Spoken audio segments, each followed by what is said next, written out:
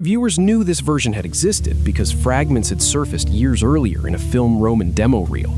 Those clips showed a hand-drawn look, very different from the computer-animated series that premiered in 2018. For almost a decade, the pilot was reduced to a few screenshots, short reel excerpts, and arguments about what the abandoned version might have been.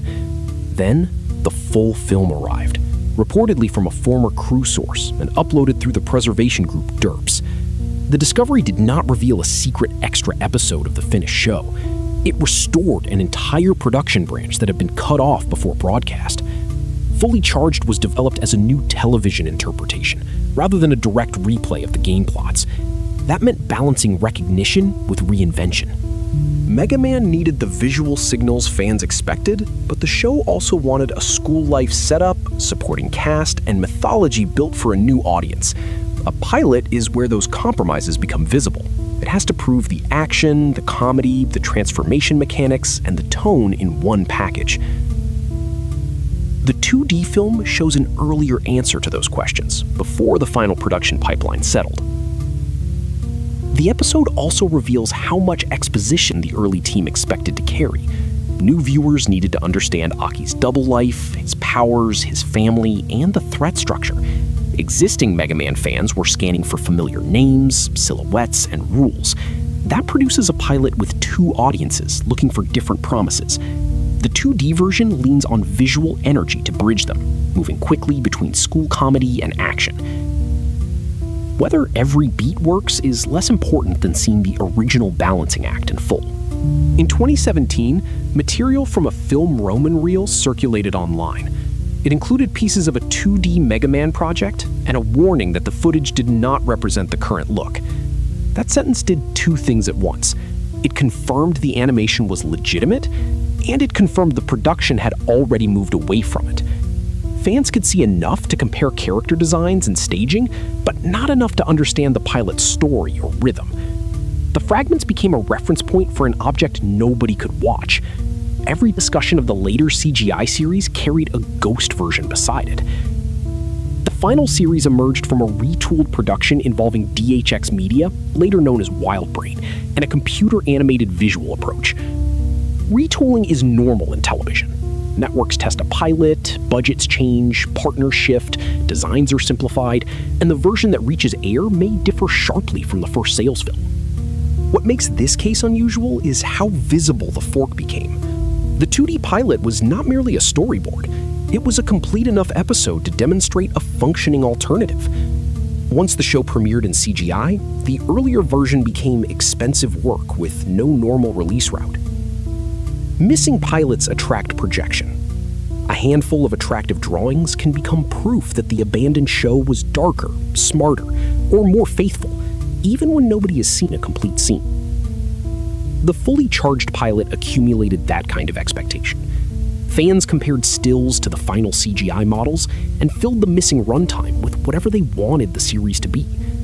The fragments were real evidence, but they could not answer how the dialogue played, how the episode was paced, or whether the story worked. Only the full film could shrink the myth back into an actual production. According to contemporary reporting, the complete pilot came from an anonymous former crew member and was passed to Derps for release. The anonymity means the public cannot inspect the source's identity directly, so the verification has to rest on the material and the earlier evidence.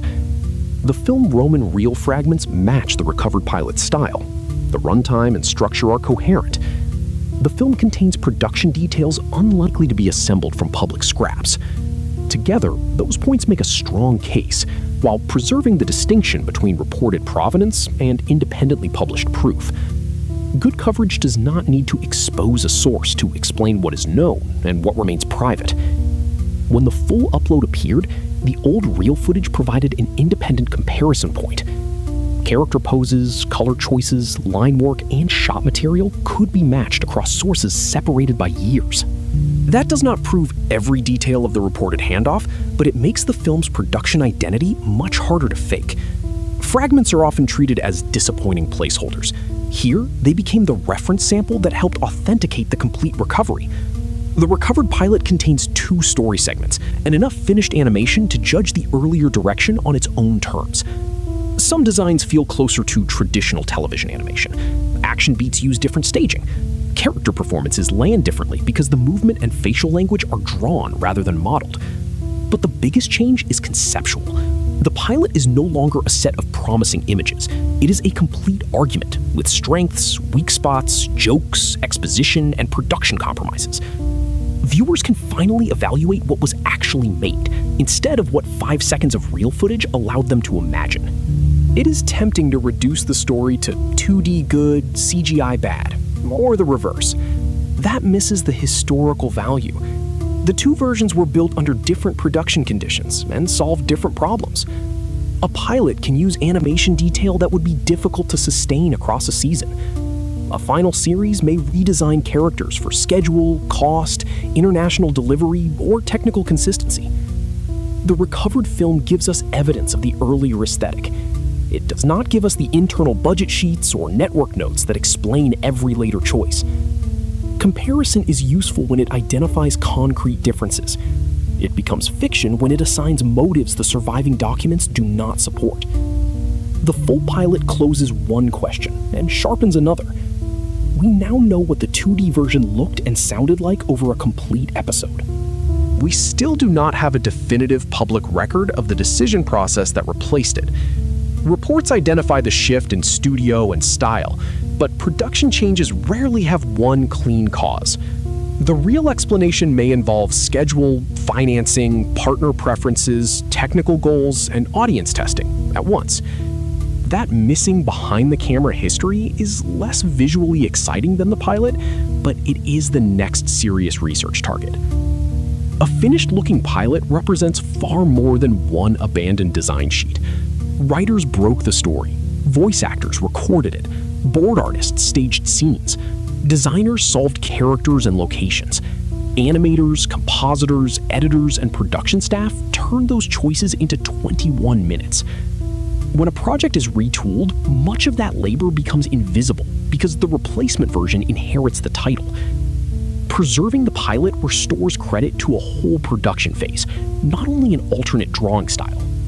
The 2017 demo reel mattered because it kept the abandoned branch verifiable while the complete film was missing.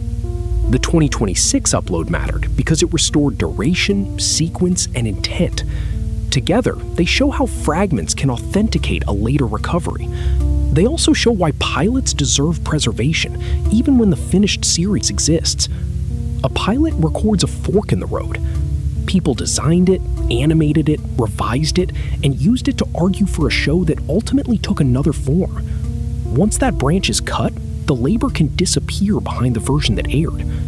Mega Man Fully Charged now has both histories visible. The film is found. The reasons it was left behind are still waiting in the production record. The CGI series that aired in 2018 was a completed project made by another production pipeline. It should not be treated as a damaged copy of the pilot. It had its own design goals, schedule, and audience strategy.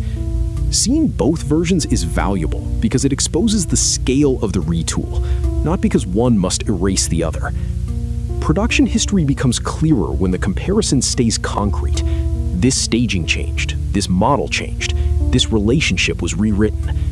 The evidence can support those observations without turning every difference into a verdict.